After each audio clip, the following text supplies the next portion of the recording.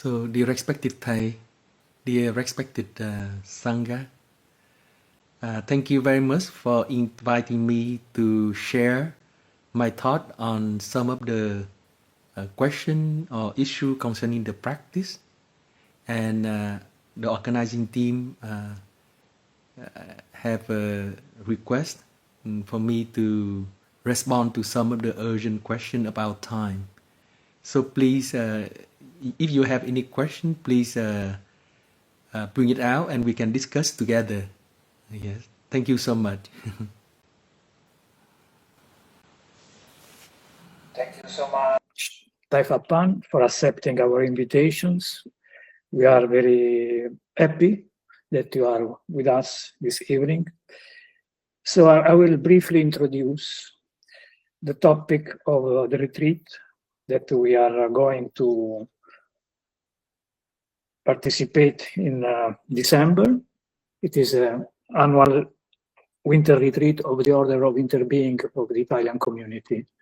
So the title of the retreat is Silence and Peace in Action. Who helps whom? As this title suggests, our objective is that of exploring what kind of stance the Tibetan community can take with regard to the needs of the society in this troubled period of time we are all living. We know we have problems at political level, social level, economical level, environmental level. So people is troubled, and often in our Dharma sharing, we face people from the community that really wants to help the society to change, but is overwhelmed by the violence that is going on in this period. So sometimes it is very difficult to understand what to do, what not to do, how to behave, how to be an activist, but a spiritual activist. So the first question is how to deal with enemies. What are our enemies? Inner enemies, outer enemies. It is not easy to stay calm, relaxed, and open-hearted in front of so much violence like in Gaza, in Ukraine, and all over the world. So this is the first question. Thank you very much. Okay. Thank you very much, Pino, for asking the question on the behalf of our friends in the retreat. It is a very complex question, and there are many different level of answering the question. Yes, as you know that we are as a living being, a human being, we have many different level of existence, from the individual level all the way up to the collective level. So, first of all, from the Buddhist perspective, usually we would like to work from the ground up. We would like to base our action on some solid ground. That is the most important things. And what is that solid ground that we are standing on?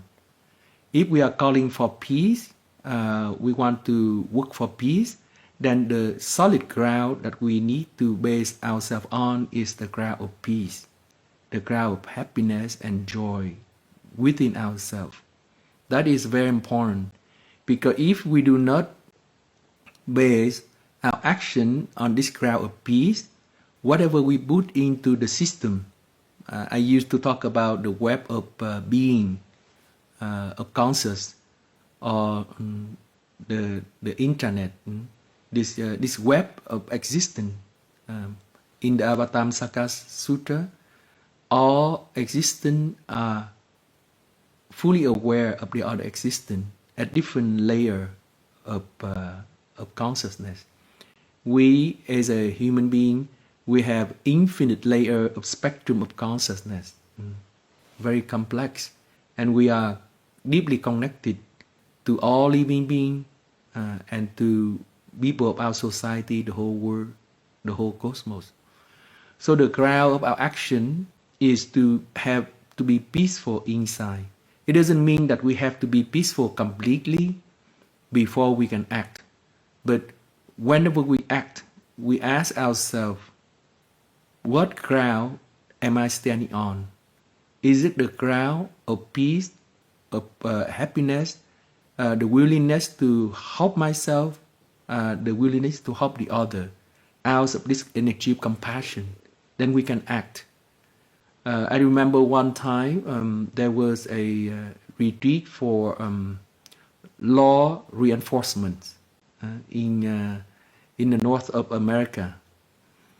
That is the retreat for lawyer, for judge, for police, for prison guard, for many people related to the law reinforcement community. And at the question and answer session, a police asked Thay, we are in the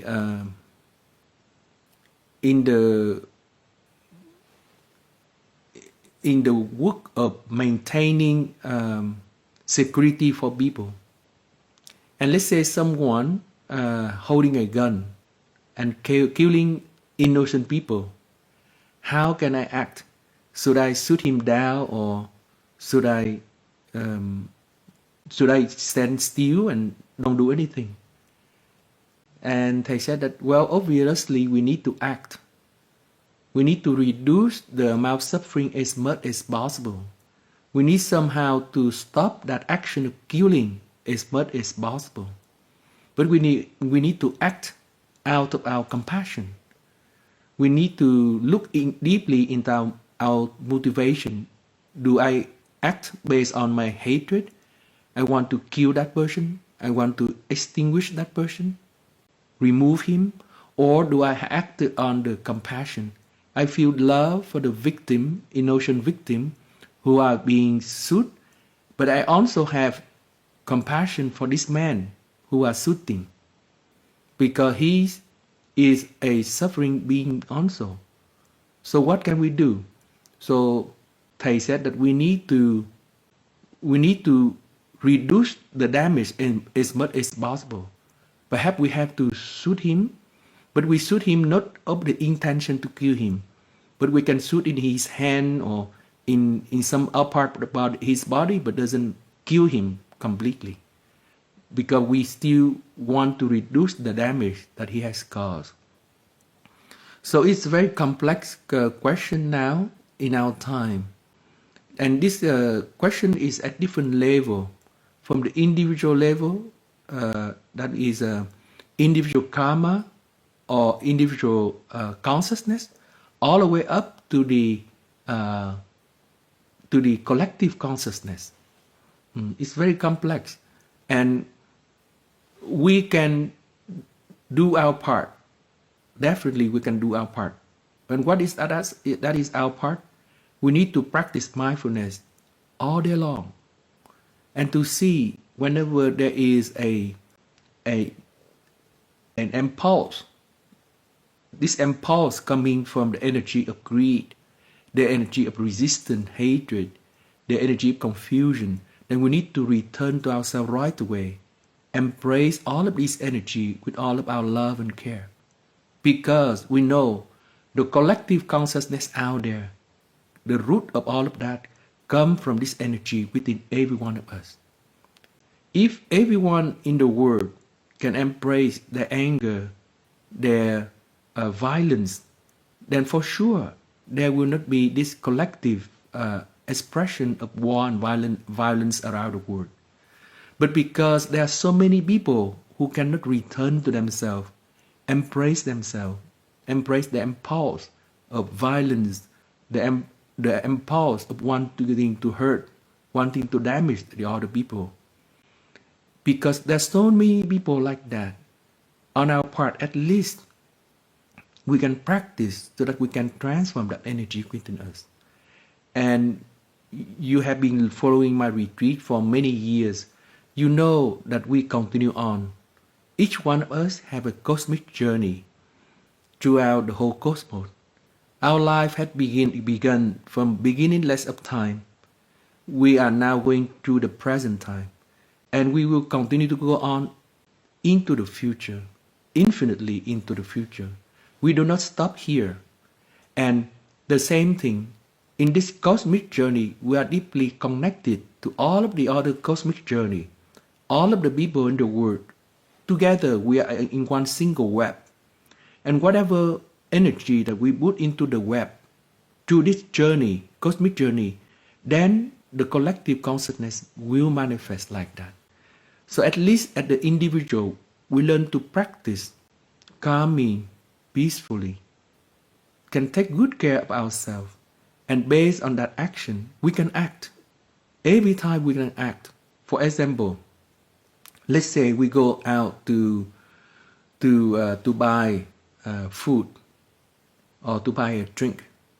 Then we take a moment, practice mindfulness, return to ourselves, and ask ourselves, what is the motivation that asked me to buy that thing in the supermarket?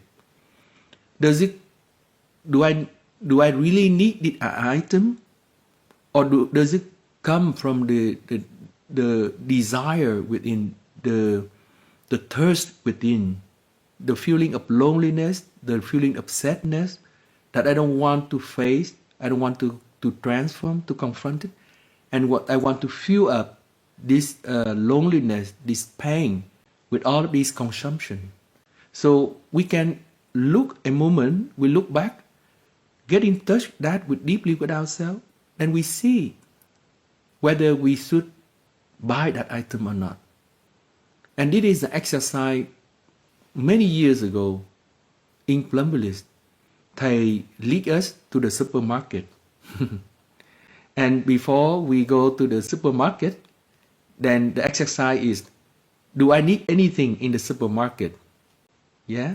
And then we have an intention, okay, I need that thing, I need that thing, I need that thing. So we go inside the supermarket, we are welcome to look at everything. But at any time, an impulse coming up, oh, I need to buy this, outside the list. Then we come back, we look at ourselves, and to see whether it's really necessary, something that is outside the list that I need. So that is a meditation exercise they did for all of us when many years ago, more than 30, now almost 35 years ago or so. We go into the market and then we enjoy looking, and we just really stop this impulse and buy what is necessary. So we can act. It's not that we do not act, but we need to train ourselves. So we act from this ground of peace, of calm and solidity, stability, and not outside of emotion, outside of disturbance from the collective consciousness. Nowadays, there are many divisions in the society because even in the family member, there are a research that going on in America, and 1 among 6 people or so, they have broken up the relationship with their family member or friends over a political issue, an idea. And there is 2 extremes. One is the extreme liberal. The extreme liberal, then they have the tendency like 45% or something like that. And the extreme conservative, they have the tendency like 35% to break up from their family member. So there's this curve here, going from the extreme liberal down to the moderate people who doesn't have the tendency to be too extreme. So extreme liberal, moderate, and then conservative and extreme conservative. At the other is at the 2 ends of the spectrum. When people are express their view extremely, whether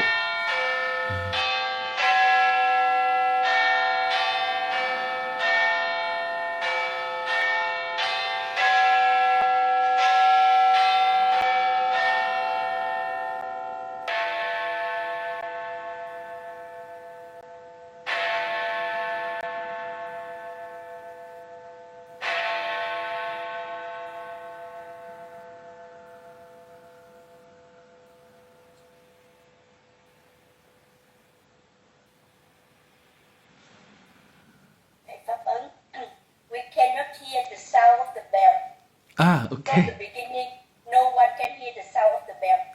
Oh, okay. I'm sorry. But there is the bell of mindfulness, just 15 minutes and it ring. Can you hear my voice clearly? Okay, good. But the bell you don't hear. Okay, good.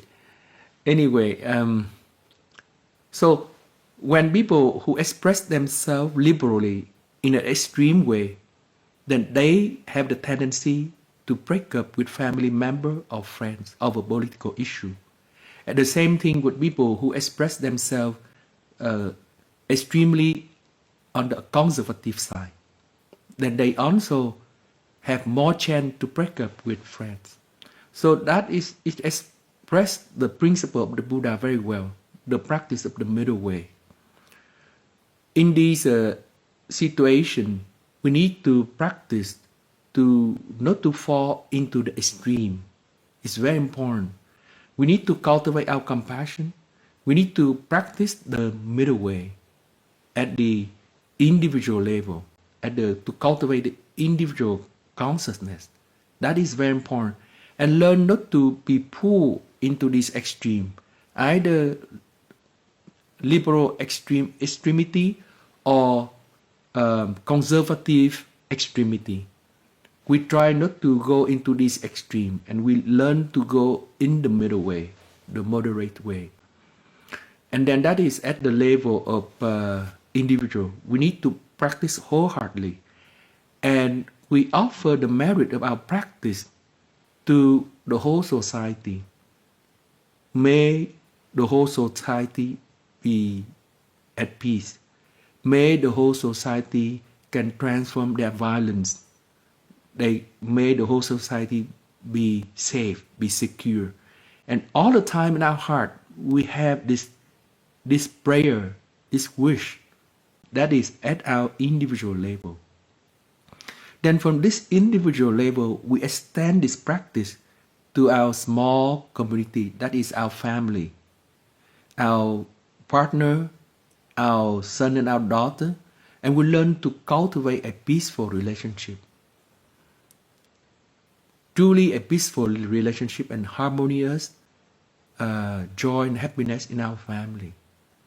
Either a spiritual family or a blood family. Let's say when we are monks and nuns in a spiritual community, we are brother and sister. We are partner in the sense that we are spiritual partner. We go on the same path. That is the Bodhisattva path. So we are partner in that sense. We are companion on the path. In Vietnamese we call Phap Lữ. Phap means Dharma and Lữ means companion or friends. And so we are partner in the Dharma. So in the spiritual community, we also practice that. This morning I just have a little talk to the brother and sister in our community. I told our brother and sister that we need to live peacefully, happily with each other. We need to learn to reconcile our difficulty with another member in our community. That is the only way we can continue our patriarch. Because this morning we have a ceremony to commemorate the first patriarch of the Zen tradition in Vietnam, a meditation tradition. Zen master Khương Tăng Hội. He's the one who established the meditation lineage in Vietnam in the middle of the 3rd century. Thầy wrote a book about that, Master Khương Tăng Hội. Perhaps you can find it. I think it was translated into English, I think. It's called Master Khương Tăng Hội, something like that. The first Zen master of Vietnamese Zen tradition. You know. And so we have the ceremony, and I said that in order for the ceremony to be meaningful, each brother and sister in the community need to reconcile with the other brother and sister in the community, and to be able to be in harmony with each other, to be happy with each other. That is so important. Because if we cannot do that at this level of our existence, then this instability will radiate out into the society. If we cannot be at peace with our son and our daughter, all of our suffering we pass on to our son and our daughter. And our son and our daughter, because of the suffering, they will fall into this extreme that I talk about. The extreme of express themselves so liberally or so conservatively, and or other extreme. And then they become a member of the violence for the collective consciousness. So we need to practice ourselves at our individual, then we build up slowly at the family level, at the spiritual family level. When we need to have a Sangha, make sure that our Sangha is at peace.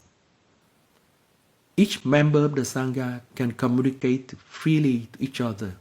And that is the first mindfulness training of the order of the interbeing. That is the practice of openness. We need to learn not to be dogmatic about our idea, about our perception. And any perception that we have, any idea that we have, any perspective that we have, learn to have this attitude of openness, and we can release it at any time. These perception, these opinion, so that we can get in touch with life as it is. Because life change. Life is impermanent. And most of the time, in this stream of experience, there is this stream of experience, or the river of experience. We are a human being, and we live a stream of experience. We experience everything all the time. Through our five senses, the eye, the ears, the nose, the tongue, the body, and the sixth is our mind. Our sense experience, there is a stream of experience all the time. And through this stream of experience, we have the physical experience. That is the first layer of our experience. This first layer is our first recognition of the experience that we have. For example, from a warm room, we go to a cold room. Then right away, we feel the cold coming into us. And this feeling of, this awareness is the weather outside is cold. But for sure in Italy, it's not so cold. It can be warm all the time. So there can be a different experience. But here in Germany, we can have a warm room, and when we step outside, it's a cold room. We can feel it right away. And that's the first level of our experience. It's called the physical experience. Physical experience, the Buddha calls it rupa. Rupa. And he played with the word.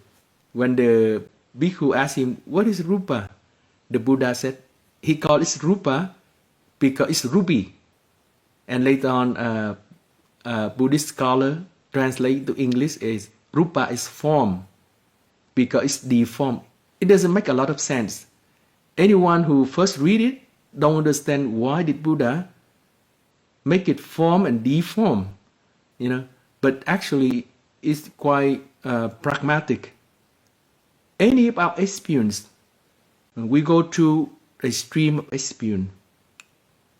And most of the time, as a living being, we try to establish a stable equilibrium condition for our body and our mind. There is a stability in the equilibrium. And then when we step out of this equilibrium, then right away our body begins to receive the signal that we are getting out of equilibrium, out of this balance and harmony. That first layer of experience, the Buddha called it the physical experience. And then the second layer of experience is right away, we feel the energy. there is an energy response from our being to this experience, to this coldness. And this response carry a tone. The Buddha call it feeling, Vedana, feeling. And feeling is like the tone of our experience. Wow, it's pleasant to have gold, or it's unpleasant to have gold, or it's neutral, we don't feel anything. So the second layer of the experience is the feeling. That is how we experience it. What kind of sensation, what kind of pleasantness that we get into the experience. And the third is very important. The third is perception, samyana. Perception is very important because the first experience, we feel it. The second, it goes to the energy. Then the third, it begins to go into our perception. That is when our experience begin to become a blockage. That is when we begin to take a snapshot. We begin to freeze this stream of experience. This stream of experience is like a river that is flowing. Then the perception make that river of water into dry at that moment, at that spot, a block of ice. Perception begin to block this stream of experience. And based on that perception, we begin to create mental activity. And then this mental activity develops itself into mental formation. And from this mental formation, it develops itself into mental volition. And then the next layer of experience is consciousness. That is the act. The act based on being conscious about physical experience, being conscious about feeling, being conscious about perception, being conscious about mental formation or volition. Then there comes consciousness. What is consciousness? Consciousness is an act of being conscious.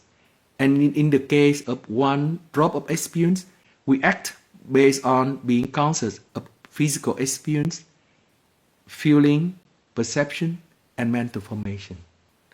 So perception is very important. And it's very important to learn to be open with respect to our perception. Because when we hold on to our perception, then right away, there is this blocks of eyes that begin to form, to accumulate.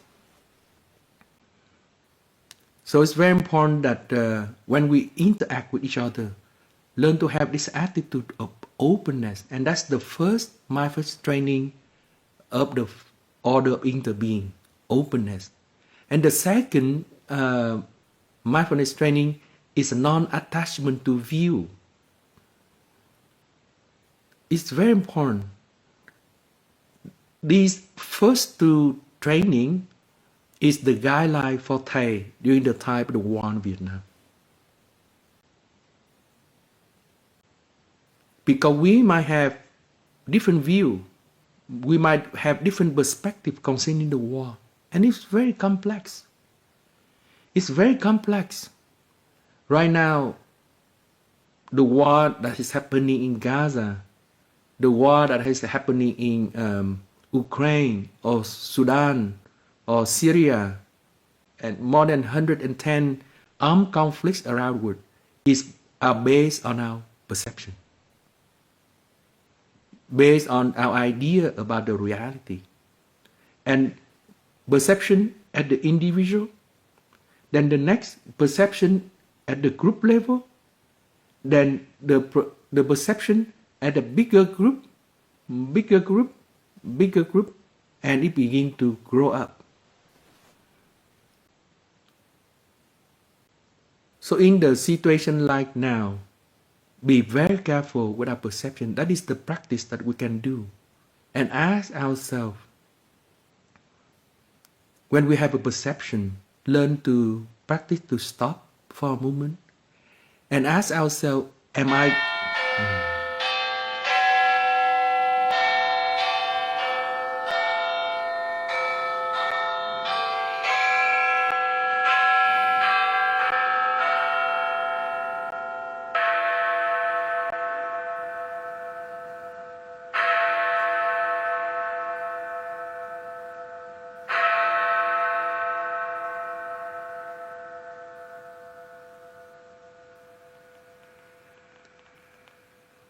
Because you couldn't hear, so I use a visual, so you can see it, so you can practice. I hope that you can hear it a little bit. So there are different levels of perception, and the more the perception grow up into the collective level, it becomes very dangerous. We have a certain idea about peace. We have a certain idea of how to resolve a conflict. It's very complex. Each one of us have a different idea, and different group have different idea. And there are so many groups right now going on in the world. All of the war in Gaza, all of the war in Ukraine, there are so many political groups. They try to raise their voice, and they try to act. We can do that. We can form a group with our Sangha to express our voice. We can express our perception. And at Blumvillage, we also express our view. When the war happened in Gaza, on the 7th of October, when the Hamas attacked the village in Israel, I was in München. Actually, that morning on Saturday and Sunday we have an OI retreat. Because of the OI retreat, we didn't pay attention so much about the news. So after Sunday that week, we went to München to prepare our retreat for Tyrol. And on Monday, then I discovered about the news that thing that seriously happened in Israel. And people from Israel call and ask for help. And I just returned from a retreat in Sweden. And just somehow, for that retreat, like 1 or 2 weeks before the incident of October 7, I gave a retreat, and out of my sense about the troubled time that we are going through, the topic of the retreat in Sweden last year is peace in oneself, peace in the world, and I developed that theme. So when the friend from Israeli called me, and some other Palestinian friend of that Israeli friends, they are desperate. So I sent them the recording of my few Dhamma talk concerning cultivate peace in oneself and peace in the world, as well as the guided meditation, so that people can practice. And then during the whole retreat in Tyrol, I also developed the theme on cultivate peace in oneself. Cultivate peace during the time of violence, during the time of difficulty. And that series of Dhamma talk later on was transcribed and written up in our EIB magazine last year. And you can find that on our EIB website. And then right after the Tyrol retreat, do you know where I go? After the Tyrol retreat, just like this year, I had a retreat in Sicily, Palermo. And in the room of Andrea and Anna and Anita, the house, nowadays Andrea call it Villa Damus, I guess I remember, Villa Damus. And in that room, you know what I did? I wrote a letter to President Biden requesting him to help with his political power, the power of the America, to stop the war as soon as possible. I wrote that letter as well as a transcription of the retreat in Tirol, the whole package to the President Biden. And I asked through the connection in Vietnam, because the American embassy invited me to give a talk, but I was in Italy, so I couldn't give a talk for them in Vietnam, you know. They invited me to go to the embassy to give the Dharma talk, American embassy in Vietnam, because somehow we worked before and they know. So it's the time, so they asked me to come. But I'm sorry that I said I couldn't go to Vietnam. I have a retreat in Italy. And then so, but through that connection, I asked the American embassy in Vietnam to send the package of my letter of requesting President Biden to stop the war as soon as possible. And that letter through the internal circle was also passed on to Vice President, what is her name at that time?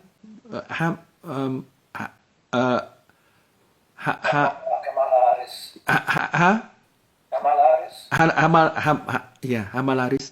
So to our internal circle, this is a private term, to our internal circle, that letter to President Biden and the whole package was also passed on privately into the hand of Vice President at that time. So we try our best. We try our best, and we send that letter out. We have it on our website. And then I think lately the EIB website was reviewed and somehow the document was not well taken care of, so the letter is offline. We have to ask the webmaster to put it back on.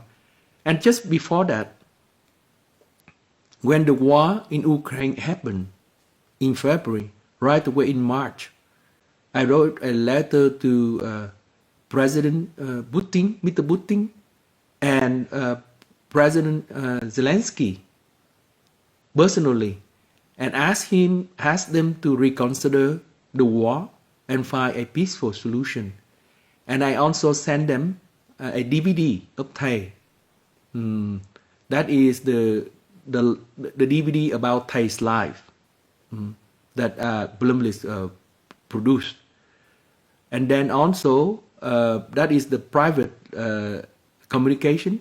And then together I also write up a very long letter that is an open letter to the concerning the war in Ukraine.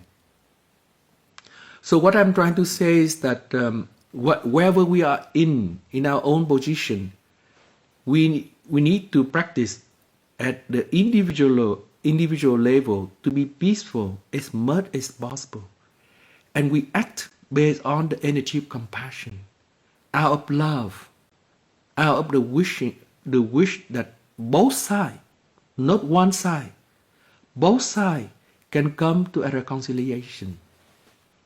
That is what we try to do. We don't go into one side or another side, but we try to help both sides to come together, communicate to each other, talking to each other. That is the direction that we act. We do not act based on taking side, and that is the lesson from Thay. During the Vietnam War, he was pulled very strongly either to this side or either to this side. The energy was very strong. And if you do not take side, then what happened? The other side will try to kill you. And that's what happened to Thay.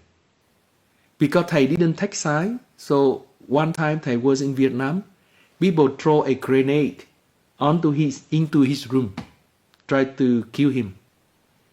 But luckily the grenade got caught by the curtain and the grenade fall back out onto the street and it exploded in the street. So Thay's life was saved. It was not easy to be in the middle. Try to call both sides for reconciliation. And that is the direction that we should go. When we practice peace, we try to become an activist. We don't promote one side, but we try to call both sides to sit together, listen deeply to each other, expressing loving speech, expressing non-violent communication, so that they can come to a resolution. We can act, but we have a very clear direction. And there is the order of interbeing. The first two training is very important. Openness and non-attachment to view. We have to practice that very solidly. And during our discussion, during our Sangha meeting, we have to follow that direction. Otherwise, our strong view can destroy the Sangha. We bring the Sangha into one of these extremes. And that might be very dangerous. We lose the energy of peace within us. Throughout these several years of violence since the war in Ukraine, in Plumlist, we try very hard to be in this middle position, to keep our middle position and not to be pulled by any side, and try to express what Thay have taught us, to call for peace by asking people to practice reconciliation. We can act, but we act in such a way. We can do demonstration, but we demonstration in that way. We don't just raise the flag of Palestinian, and we do not raise the flag of Israeli. No. When we do demonstration, we have to raise both flags. Because each side have their own view, and there's their own difficulty and suffering. Even though right now the Israeli is in the upper hand, try to control the Palestinian, but they are also suffering. And the Palestinian, for sure, they suffer very deeply. But the moment we take side, then the violence will continue on. The moment that we take any side, either the Palestinian side or the Israeli side, for example, or the Ukrainian side or the Russian side, the moment we take a side, this energy division will enter into this web of being conscious, and it will feed, it continue to feed the energy of violence in the web. And this energy of violence, what happened? It will manifest up. One time, I think it was 1997, I went to America to lead a retreat with Thay. So that is about 28 years ago or so. I share about the practice of beginning anew. And in the practice of beginning anew, I said the most important thing is we need to come back to practice beginning anew with ourselves. It's very important. Because who are we at this very moment? We are the accumulation of all of these painful energy from the past. We continue on this painful energy through our cosmic journey. And in Buddhism, it's called the samsara. We go to this samsara, this circle of suffering, continue on and on to this cosmic journey. To this cosmic journey, we continue to carry this energy of pain and sorrow and keep rotating through one form of life to another form of life. Continue on. So it's very important to transform this block of deep suffering within ourselves. This is very important. And then from that is the foundation for beginning anew. So after the the presentation, a man came and asked me, and because I talk about my depression, because perhaps in some of the retreat, I share about that with everyone. When I was in Vietnam, during the time of the war in Vietnam, I was very young, and I didn't know about the war. It's my first time I experienced the war when I was about 4 and 5 years old, and I do not have time to share about this, but the brother and sister in Italy perhaps have heard about this story, and then this block of sadness begin to grow.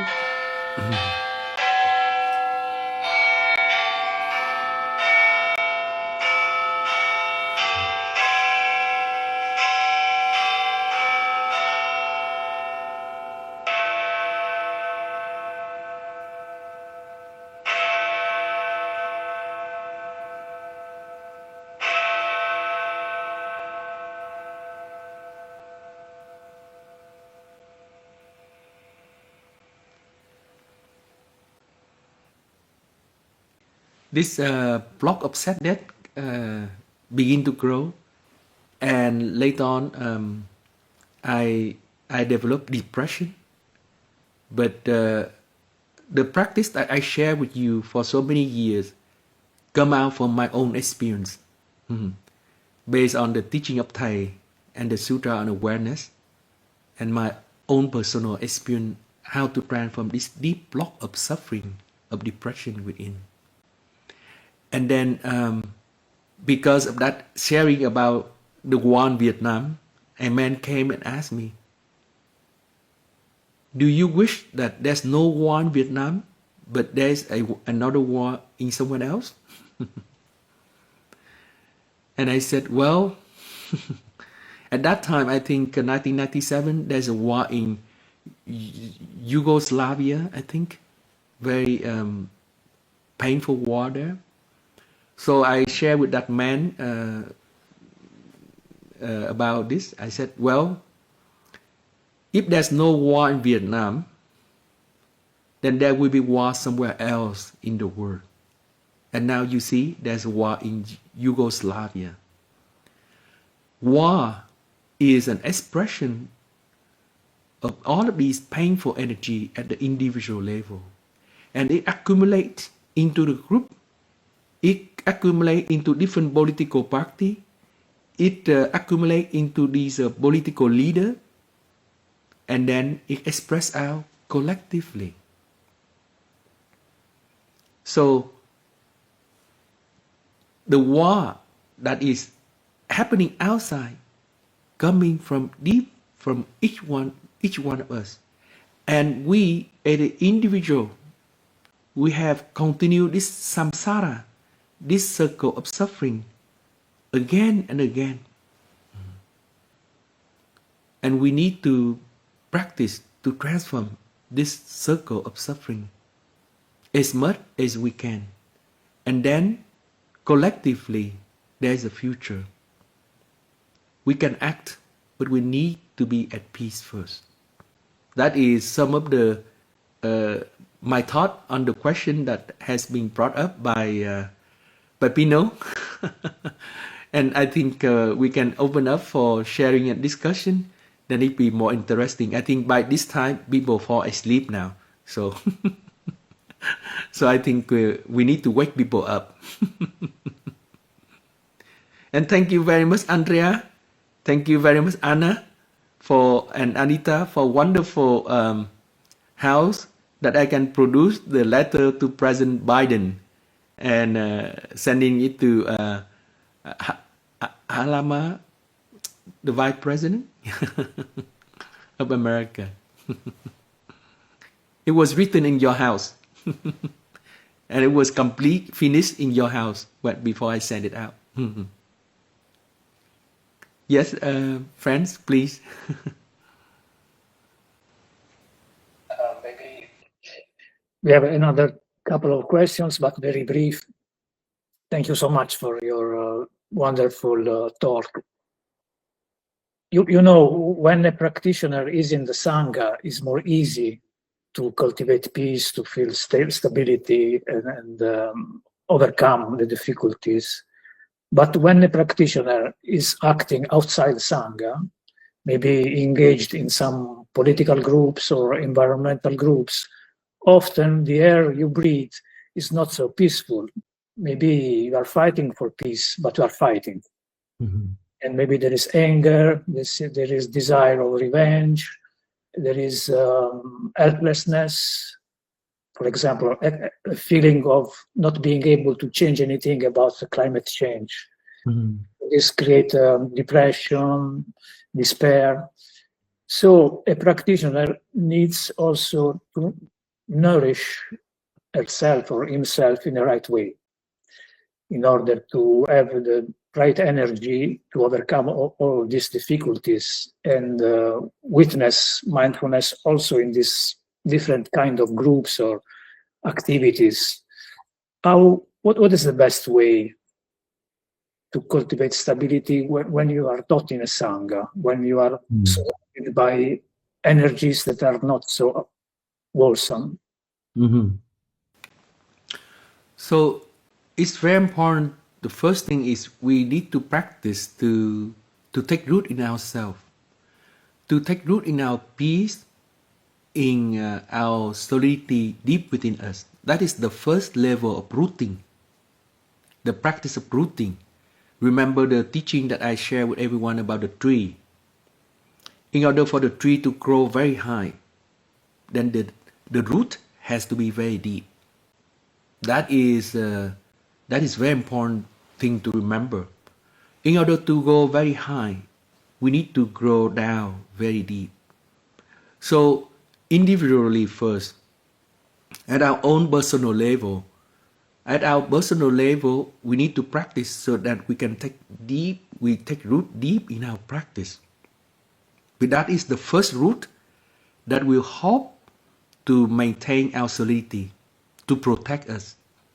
Then the second root is that the Sangha. We need to learn to develop the second root in our Sangha, to connect to all of the members of the Sangha and take refuge in all of the members of the Sangha. When we can take refuge in the Sangha wholeheartedly, we have the second root system and we receive a lot of support.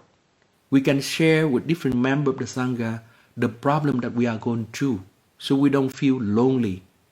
So taking refuge in the Sangha is the second root that we need to practice.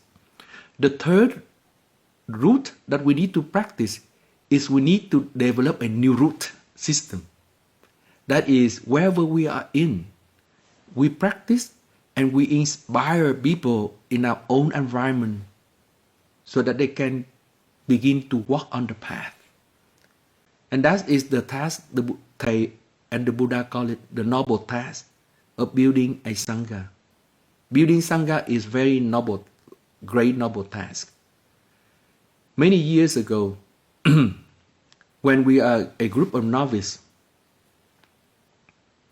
Thay asked us to come to his room. And he asked each one of us a very simple question. He said that when you go out to share the teaching, you begin to do work as a bodhisattva to help the world. How will you do it? How will you do to build up a center, to build up a center, to create a center, a practice center, and so on. So different brother has different idea. On my side, I said, well, the most thing that I can do is to practice. To practice and to live my life as happy as possible. To be solid as possible. That's the first thing I do. And the second thing is I try to share that practice with friends wherever I go. Wherever I go, I share the practice to help people so that people feel inspired by the practice and practice. And then the third is that the friends will build up the practice center, not me. The people who like it, they will make the practice center. It's not me who build up the practice center. Because the friend, they like it. And because they like it, they will want to build a center to maintain themselves. So building a Sangha, at that time I was so young as a novice, so I didn't know. I just have the idea that, well, I just share with the friend and I try to connect to friend, try to be friendly to everyone. That is my answer. But now, looking back, that is what Thay tried to say. Is the noble task of building a Sangha. Wherever we live, let's say in a environmental group or in the group for anti-war or any other group, we practice wholeheartedly and we radiate peace, joy, and happiness. Our peace, joy, and happiness is the energy begin to attract people coming to us, feeling happy with us, feeling at ease with us.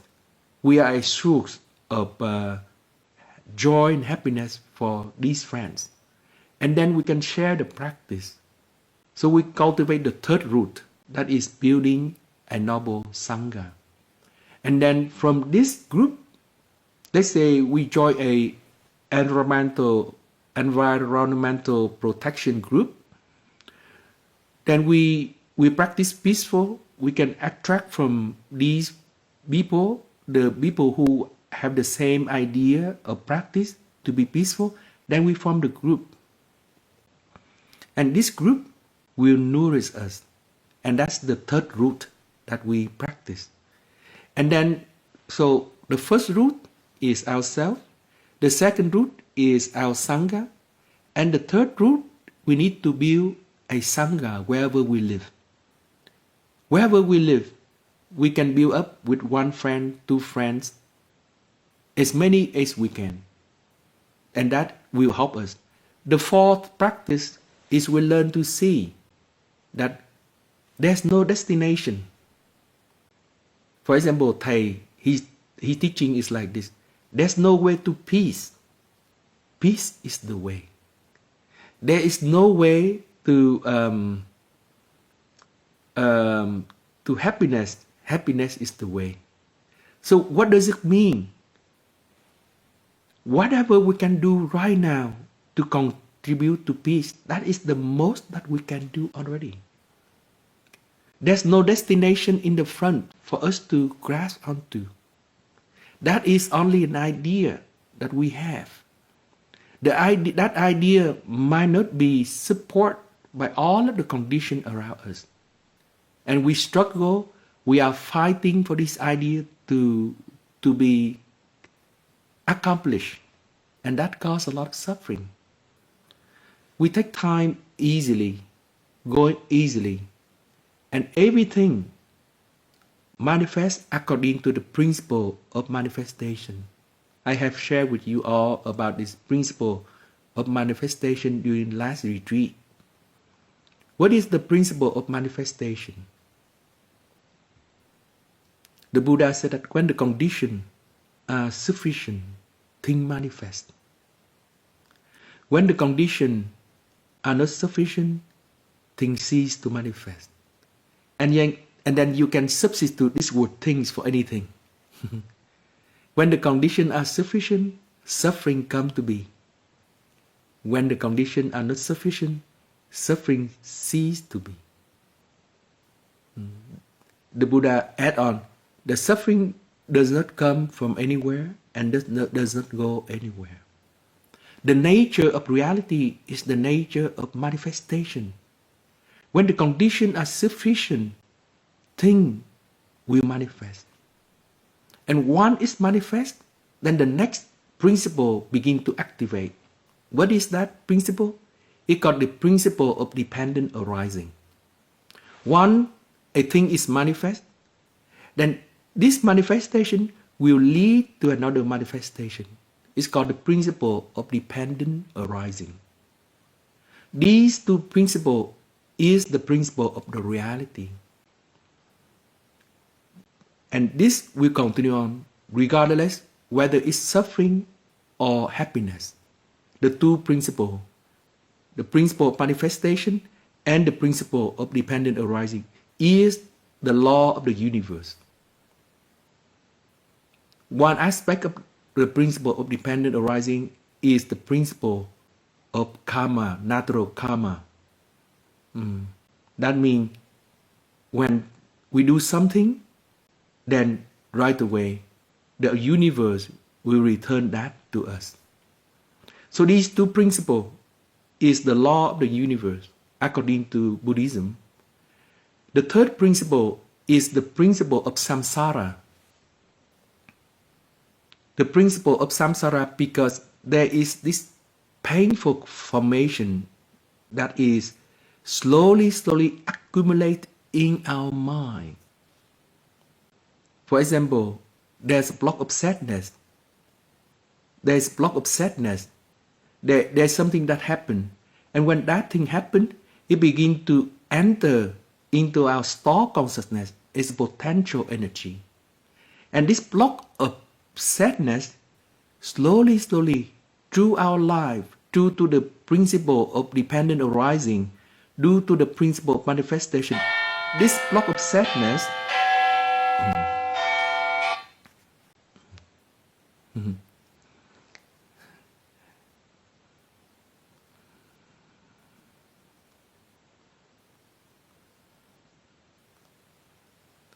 sorry, accidentally I turned it off, but I still raise it up so that you can breathe.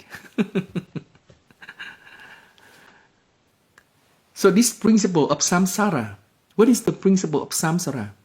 The principle of samsara has to do with our ignorance, due to our confusion, due to our not having enough clarity, not having enough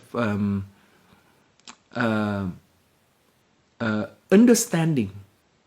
Then what happened? This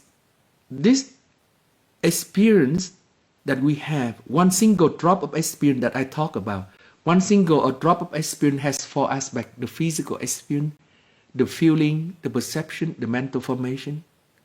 Then there's an act of being conscious. This act of being conscious begin to deposit into our store consciousness. For example, when our partner says something, and that something causes unpleasant, causing pain within us, and we think about that, and these become a mental activity, and slowly it builds up a mental formation within us. And then what happened to this single drop of experience? We begin to have an act of being conscious. That is our consciousness. This act of being conscious store into our store consciousness. And then this begin to create a formation in the depth of our consciousness. In the depth of our consciousness, this formation is created slowly. It becomes a block. And then, whenever the conditions are sufficient, then this block of painful formation manifests again.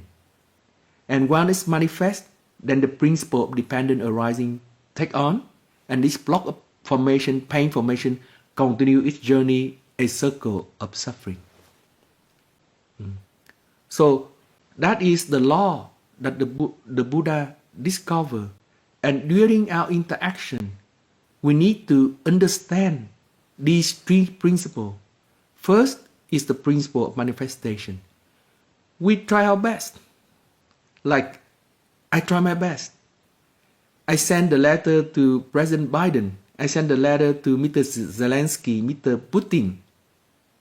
But who knows? Is there anything happen? I don't know. I try my best. And every day, every weekend, since the war in Ukraine, every Sunday for the last several years, we pray for peace in the world. We don't know whether this energy of peace is radiated out to the whole world, but I believe it does. It helps to put in some energy of peace into this net. So I try my best, but I understand the principle of manifestation. That means when the conditions are sufficient, things manifest. I try my best. There's no way to peace. Peace is the way. I try to live my life peacefully. And that is the best that I can do. There's no destination that we can reach. The destination that we reach is only our perception. Reality is different. Reality is something else. Things will manifest accordingly to the law of the condition. And then, when we are not mindful, then let's say we try our best. We try our best, but let's say we see that, oh, it's so pessimistic. The situation of, let's say, climate change is so bad. Nobody can do anything. There's no way that we can reverse the process. Because we are looking for a destination. So this comes to this depression. And then this block of depression will lead to another block of depression. That is the law of the dependent arising. And then we are trapped in this circle of suffering. But if we practice to say, okay, I try my best, but I let the idea of success, the idea of success to something to be realized, I let those ideas go. I just try my best. Then what happened? This energy of peace, this energy of calm and peaceful will follow the law of dependent arising. It begins to bring in another people, begin to bring in another group, and the law of dependent arising will continue. And once there's this formation of peace, there is this formation of joy and happiness, the formation of the Bodhisattva vow, then instead of having the principle of samsara, now we have the principle of the Bodhisattva. The principle of Bodhisattva is that there are people who will continue this journey, this cosmic journey, and to do their best to transform the suffering of themselves and to transform the suffering of the other. So there is this principle of manifestation, is the law of the universe. The principle of dependent arising is the law of the universe.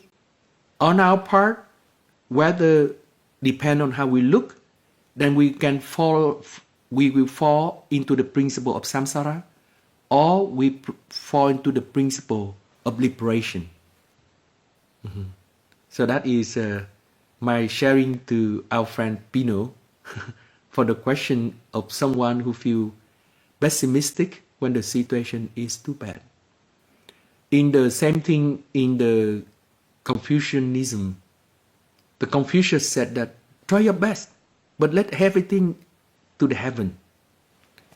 So he has the same idea like the principle of manifestation in Buddhism. Try your best. What did he say? Tận nhân lực. In Sino-Vietnamese it's called tận nhân lực tri thiên mạng.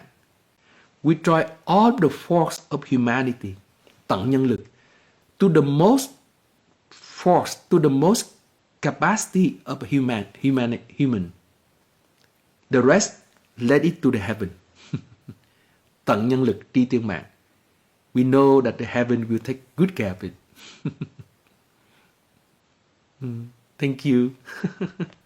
Any other thing that you would like to share? I think we have like about 10 more minutes before it's 9:30.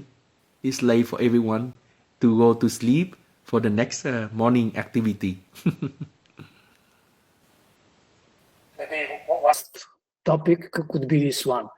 Yes. Your institute has a long experience in applied Buddhism.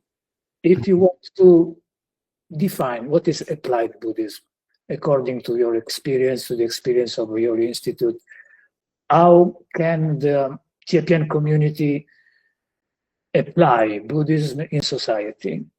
What Mhm. the right means, the Mhm. skill means we can adopt. Mhm. Apply Buddhism mean that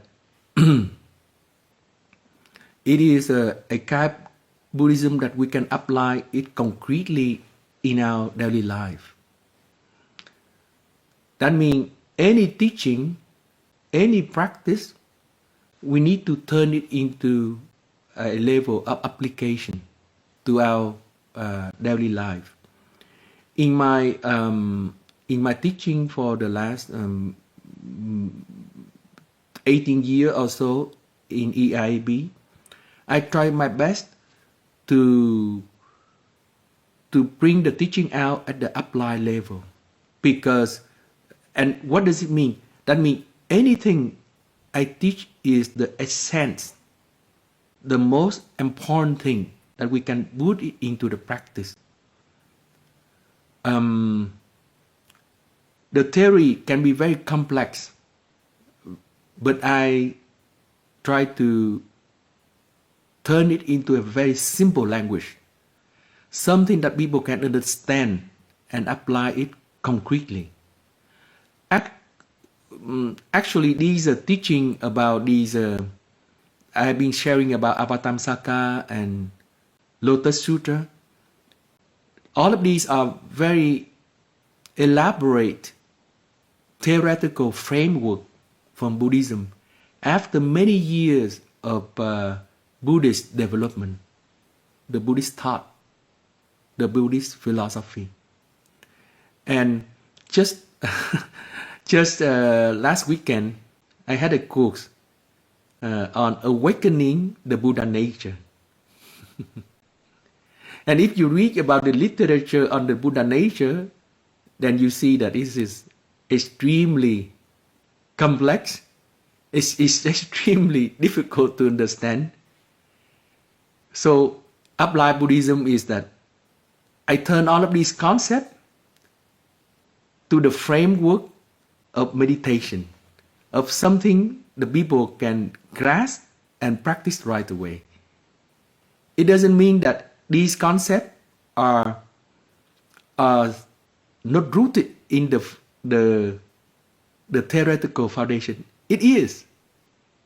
I base it on this theoretical foundation, but I develop it into the language that people can understand. People can practice. They can touch it. They feel concrete with it.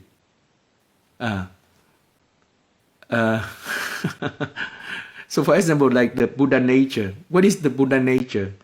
So there is I just give an example.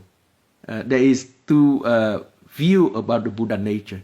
One is that, what is Buddha nature? The Buddha nature is the Dhammakaya. The Buddha nature is this true emptiness. They call it the non-implicative emptiness. Yeah, that is like the Buddha nature is that the whole web of existence, the true nature of the web of existence is emptiness. And this emptiness is called the Buddha nature. Yeah, that is one definition. Another direction is that the Buddha nature is that our mind, its true nature is the nature of true emptiness. But our mind have this capacity of shining all the time. This natural awareness, this luminous mind, that is the Buddha nature. In my language, it is this, you remember this formula that I share. Consciousness is an act of being conscious. This being conscious is the natural awareness of all of existence in the cosmos. They are aware of each other. This is called the natural awareness. And this natural awareness comes to the level of the mind. And that is the shining mind. Yeah? So these are the two directions for the Buddha nature.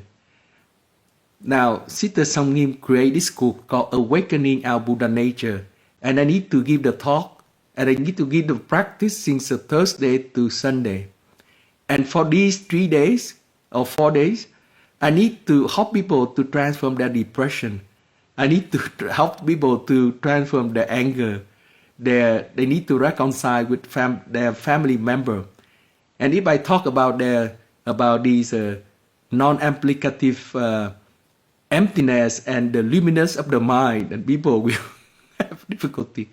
So I have to turn this concept, this idea, into our normal experience, and I reinterpret it according to the teaching of the historical dimension, the ultimate dimension, and all of the teaching of the Buddha concerning the principle of manifestation, principle of dependent arising, the principle of samsara, the principle of liberation. I need to have to repackage it into the language that people can understand, and that's called applied Buddhism. These concepts are very powerful concepts, but if we present it at the theoretical level, then we cannot use it in our daily life. So that's the whole idea about applied Buddhism. The teaching of Buddhism is very deep. You can always turn any of these theoretical framework into the applied framework. That's the idea. And in order to do that, we need to have an insight into our practice. We need to understand our practice very deeply, and how our practice affects us at the mental level, at the physical level. We understand it's very deep, so we can reinterpret all these teachings based on our own experience of transformation and healing. And that's the key of applied Buddhism. So let me give you another metaphor. This is a theoretical Buddhism. It's just like the water coming into a practitioner. For example, this is me. And then my practice, to my personal experience, to my practice, it will turn everything, and the output is applied Buddhism. It has to go to our own personal experience, our own personal liberation and understanding and healing. Is that okay, Pino?